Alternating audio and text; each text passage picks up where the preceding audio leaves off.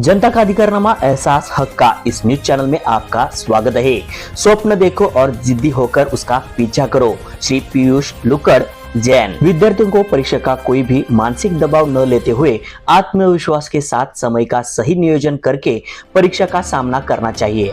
परीक्षा के दौरान अपने स्वास्थ्य का विशेष ध्यान रखना आवश्यक है। पौष्टिक आहार ले, पूरी नींद ले और पर्याप्त विश्राम करें। कक्षा 10वीं के परीक्षा केवल एक परीक्षा का अंत नहीं बल्कि नए अवसरों का पाने की शुरुआत है। आज के बाद आपके सामने कई रास्ते खुले हैं। कुछ विज्ञान को चुनेंगे, कुछ कला को तो कुछ वाणिज्य को।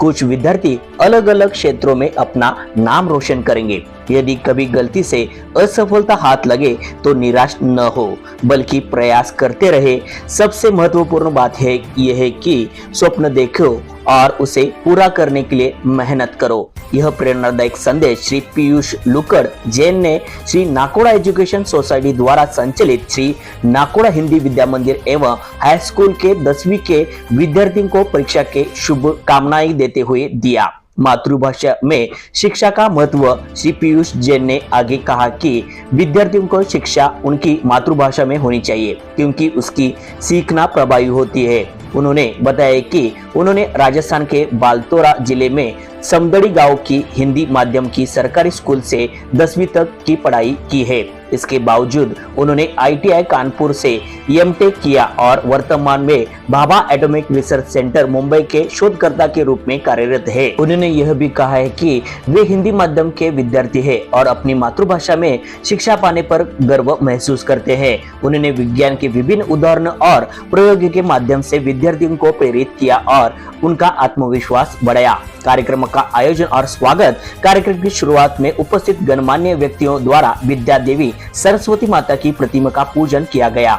संस्थान के सहसचिव श्री अनिल जी छाछड़ ने मुख्य अतिथि श्री पीयूष जैन का परिचय दिया और उनके कार्यों की जानकारी दी। संस्था के उपाध्यक्ष श्री मोहनलाल जी जैन और सचिव श्री रमेश जी भंसाली ने श्री पीयूष जैन का पुष्पगुच्छ देकर स्वागत किया। संस्था के संचालक श्री गोमन जी छाछड़ ने विद्यार्थियों को संबोधित करते हुए कहा कि विद्यार्थियों को अपना स्कूल में मिले संस्कार और ज्ञान को जीवन भर संजो कर रखना चाहिए और एक आदर्श नागरिक बनना चाहिए। स्कूल उनके लिए मायके जैसा है और जब वे इस बाहरी दुनिया में प्रवेश करेंगे तो उनके इस बात का ध्यान रखना होगा कि वे किसी भी तरह से कमजोर न पड़े। कार्यक्रम का संचालन मुख्याध्यापक श्री VH सपाटे सर ने कार्यक्रम का प्रस्तावना भाषण दिया। श्री विष्णु पाटिल सर ने मंच संचालन किया। इस अवसर पर 10वीं कक्षा के विद्यार्थी को उनके हॉल टिकट मुख्य अतिथि और गणमान्य व्यक्तियों के हाथों प्रदान किया। कार्यक्रम का संयोजन इस कार्यक्रम को सफल बनाने में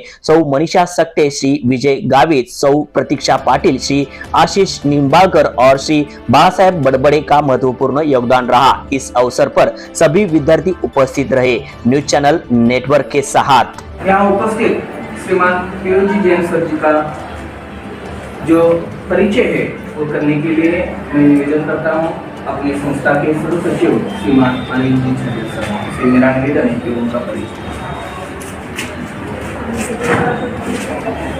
बहुत बड़ी खुशी की बात है कि आज हमारे बीच में पीयूष जी जैन जो समदड़ी से आए वो आज आपको मार्गदर्शन करना है।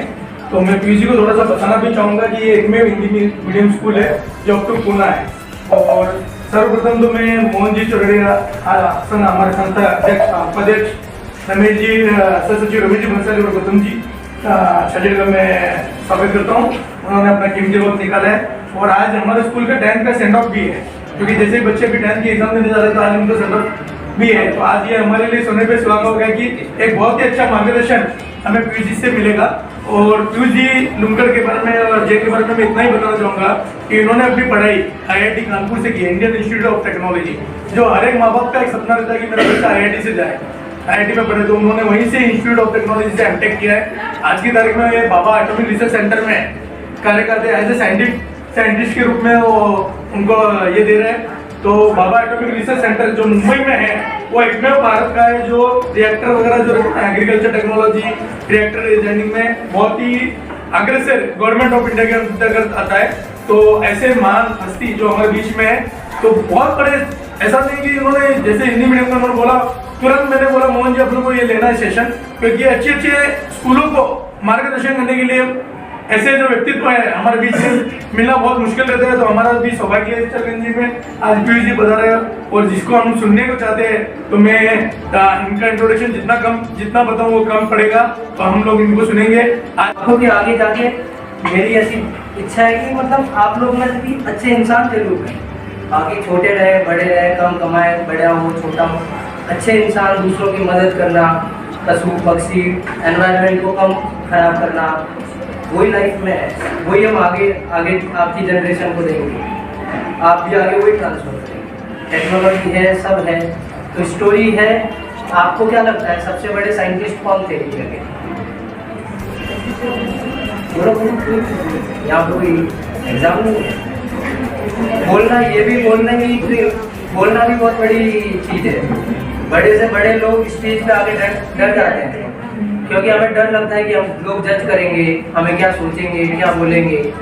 बोलने की भी एक कला है, इसका भी पैसा मिलता है। लाखों रुपए लेते हैं लोग सेशन के, एक घंटे के लाखों रुपए लोग लेते हैं बड़ी बड़ी कंपनी।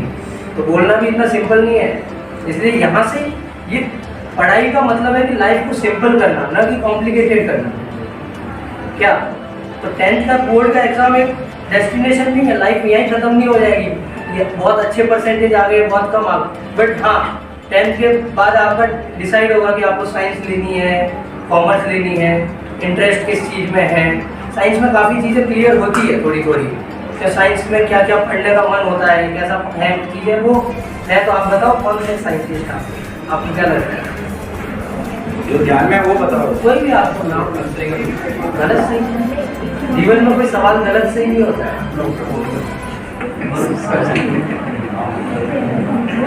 चलो मैं कहानी सुना। एपीजे अब्दुल कलाम का नाम तो सुना होगा।